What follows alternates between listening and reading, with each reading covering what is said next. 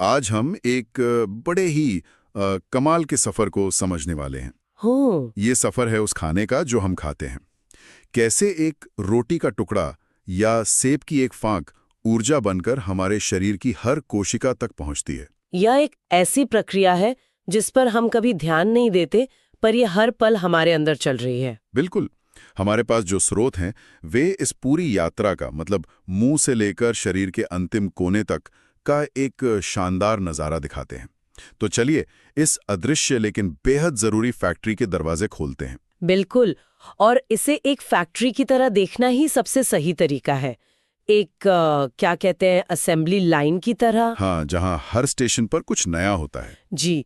मोटे तौर पर इस पूरी प्रक्रिया के 5 मुख्य पड़ाव हैं।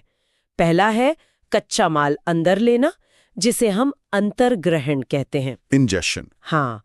फिर आता है सबसे बड़ा काम, उस माल को छोटे छोटे इस्तेमाल लायक हिस्सों में तोड़ना, यानी पाचन। डाइजेशन। तीसरा पड़ाव है उन हिस्सों को ब्लड स्ट्रीम में भेजना, यानी अवशोषण।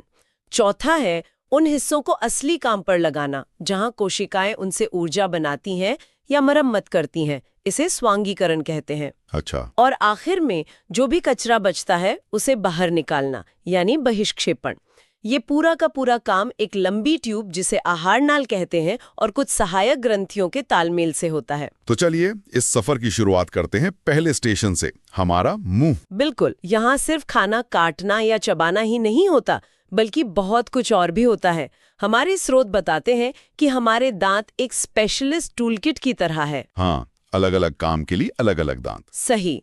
आगे के दांत यानी कृंतक किसी चीज को काटने के लिए हैं, बगल के नुकीले रत्नक उसे फाड़ने के लिए, और पीछे के चौड़े चर्वणक उसे पीसने के लिए। ये कमाल का डिजाइन है ना? वैसे स्रोतों में एक मजेदार बात मिली। दांतों के ऊपर की जो परत है, इनेमल, वो हमारे शरीर का सबसे कठोर पदार्थ है। लार ग्रंथियां या सलाइवरी ग्लैंड्स काम पर लग जाती हैं। लार में एक बहुत खास एंजाइम होता है जिसे एमाइलेज कहते हैं। अच्छा। ये इतना तेज है कि जैसे ही आप कोई स्टार्च वाली चीज जैसे आलू या रोटी मुंह में डालते हैं, ये उसी पल उसे शुगर में तोड़ना शुरू कर देता है। उसी पल? पेट तक का इंतजार भी नहीं? कोई इंतजार नहीं। लगभग 30% स्टार्च का पाचन तो मुंह में ही हो जाता है। कमाल है। और लार का बस यही काम है? नहीं नहीं, इसका एक और बहुत जरूरी काम है। इसमें लाइजोजाइम नाम का एक और तत्व होता है जो एक एंटीबैक्टीरियल एजेंट की तरह काम करता है। अच्छा, एक तरह का सैनिटाइजर। बिल्कुल। ये खाने के साथ आए हानिकारक बैक्टीरिया की पहली खेप को वहीं खत्म कर देता है। तो चबाने, पीसने और इन एंजाइमों के साथ मिलने के बाद खाना एक गीले गोले का रूप ले लेता। हाँ, जिसे विज्ञान की भाषा में बोलस कहते हैं। ये अगले स्टेशन पर भेजे जाने के लिए एक परफेक्ट पैकेज है। ठीक है।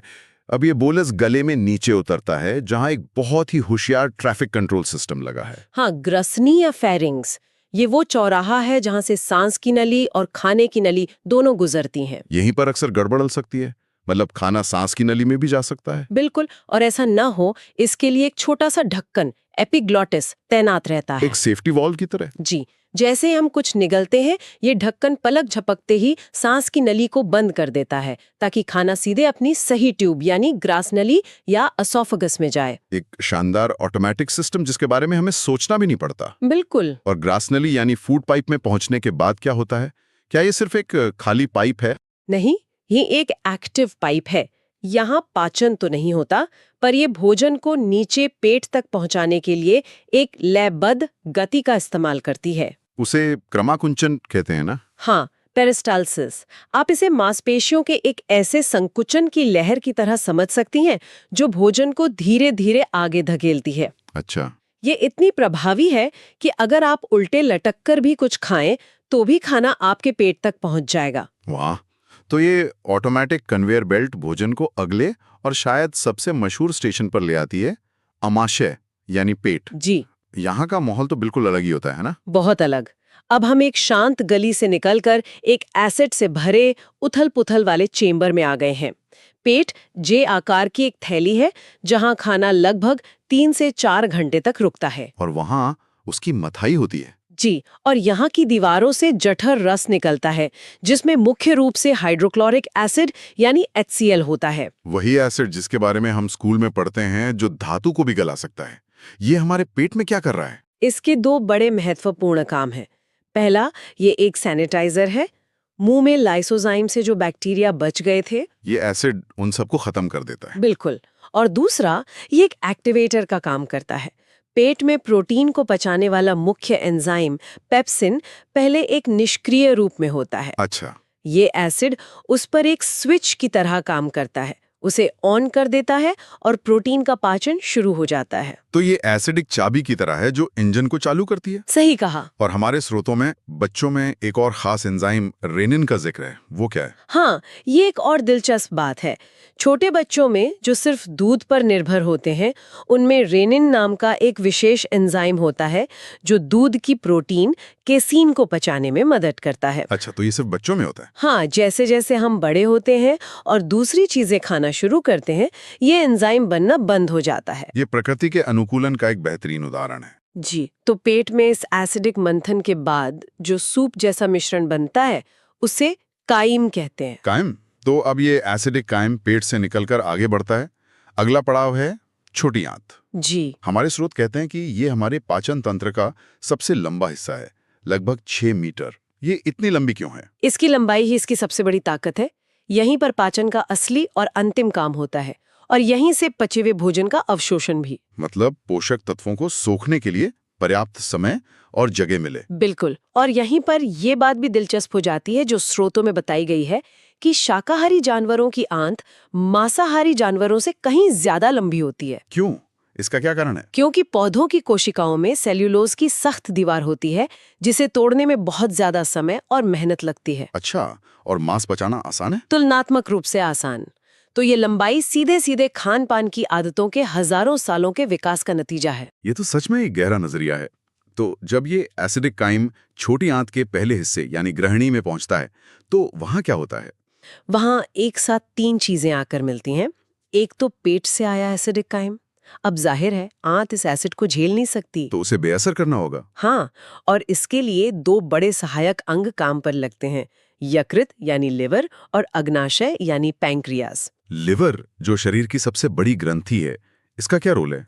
यकृत पित्त रस या बाइल जूस बनाता है। जैसे ही वसा वाला भोजन आंत में पहुंचता है, ये पित्त रस वहां छोड़ दिया जाता है। ठीक है। अब पित्त में कोई एंजाइम नहीं होता, लेकिन इसका काम बहुत जरूरी है। इसे समझने का सबसे अच्छा तरीका है बर्तन धोने वाले साबुन का उदाहरण लेना। अच्छा, वो कैसे?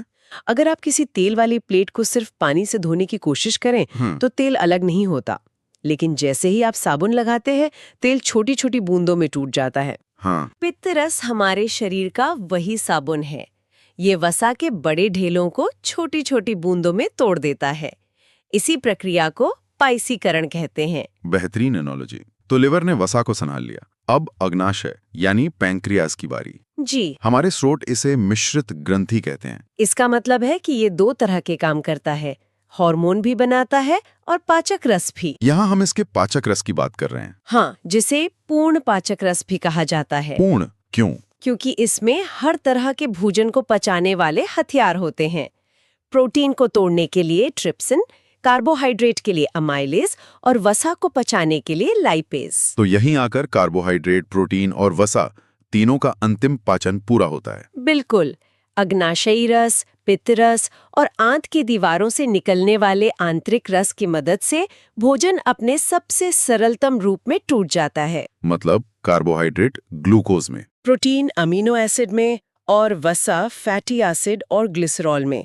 अब हमारा कच्चा माल पूरी तरह से तैयार है। ठीक है। तो अब फैक्ट्री ने बड़े बड़े टुकड़ों को छोटे छोटे इस्तेमाल लायक अणुओं में बदल दिया है, लेकिन ये अभी भी आंत के अंदर हैं। शरीर के बाकी हिस्सों तक कैसे पहुंचेंगे? इसके लिए छोटी आंत की बनावट किसी अजूबे से कम नहीं है। इसके अंदर की सतह सपाट नहीं है। अच्छा। इस पर उंगलियों जैसी लाखों छोटी छोटी संरचनाएं होती हैं, जिन्हें रसांकुर या विली कहते हैं। विली? इसे ऐसे समझिए जैसे आप एक बड़े से हॉल में कालीन बिछा दें। अगर कालीन सपाट है तो उसका सतह क्षेत्र सीमित होगा, लेकिन अगर वो एक मोटा रोएंदार कालीन है तो उसका कुल सतह क्षेत्र कहीं ज्यादा होगा। बिल्कुल। और ये बढ़ा हुआ सतह क्षेत्र अवशोषण में मदद करता है। कितना ज्यादा? कई 100 गुना ज्यादा। इन रसांकुरों की वजह से छोटी आंत का कुल सतह क्षेत्र एक टेनिस कोर्ट के बराबर हो जाता है। एक टेनिस कोर्ट के बराबर? ये अविश्वसनीय है। जी, इन रसांकुरों के अंदर खून और लसिका की बारीक नलियां होती हैं।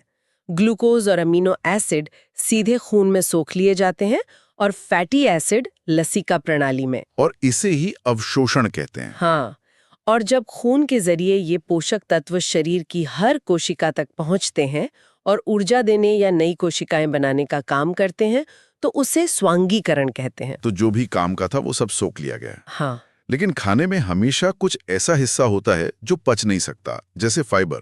उस बचे हुए कचरे का क्या होता है? वो सब अब इस सफर के अंतिम पड़ाव यानी बड़ी आंत में भेज दिया जाता है। Large intestine. हाँ, ये लगभग 1.5 मीटर लंबी होती है। यहाँ कोई पाचन नहीं होता। इसके 3 मुख्य काम है। पहला, बचे हुए पानी और कुछ खनिजों को सोखना। मतलब रिसाइकलिंग। जी, शरीर का आखिरी रिसाइकलिंग का प्रयास। और दूसरे 2 काम? दूसरा काम बहुत दिलचस्प है। हमारी बड़ी आंत में अरबों खरबों सहजीवी जीवाणु रहते हैं, जैसे इकोलाई। हमारे अंदर? हाँ, ये सिर्फ मुफ्त में नहीं रहते, ये हमारे लिए किराया चुकाते हैं। ये हमारे लिए कुछ जरूरी विटामिन जैसे विटामिन के और B12 का निर्माण करते हैं, जिन्हें हमारा शरीर खुद नहीं बना सकता। वाह, मतलब हमारे अंदर एक पूरी दुनिया और भी बसती है। और तीसरा काम? तीसरा और अंतिम काम है उस अपचित भोजन को मल में बदलकर शरीर से बाहर निकालने के लिए तैयार करना। ये अपशिष्ट पदार्थ मलाशय में जमा होता है और फिर बाहर निकाल दिया जाता है। और इसी के साथ भोजन का ये लंबा सफर पूरा होता है। जी, वाकई, एक कौर से लेकर कोशिका तक ऊर्जा पहुंचने की ये यात्रा कितनी जटिल और सुनियोजित है। ये एक ऐसी कुशल प्रणाली है जो हर रोज हर पल हमारे अंदर बिना रुके काम करती रहती है। ये सच में अद्भुत है और ये हमें एक बहुत गहरे विचार के साथ छोड़ जाती है। हमारे स्रोतों में ई कोलाई जैसे जीवाणुओं का जिक्र है जो हमारे लिए विटामिन बनाते हैं। ये सोचने पर मजबूर करता है कि हमारा शरीर सिर्फ हमारा ही नहीं है, बल्कि ये उन लाखों करोड़ों सूक्ष्म जीवों का घर भी है। एक पूरा इकोसिस्टम है जो हमारे स्वास्थ्य और अस्तित्व में एक बहुत बड़ी भूमिका निभाते हैं। बिल्कुल। आधुनिक विज्ञान तो अब ये भी बता रहा है कि ये जीवाणु हमारे मूड से लेकर हमारी इम्यूनिटी तक को प्रभावित करते हैं। तो ये सवाल सोचने लायक है, हम की परिभाषा में कितना हिस्सा हमारा है और कितना उनका।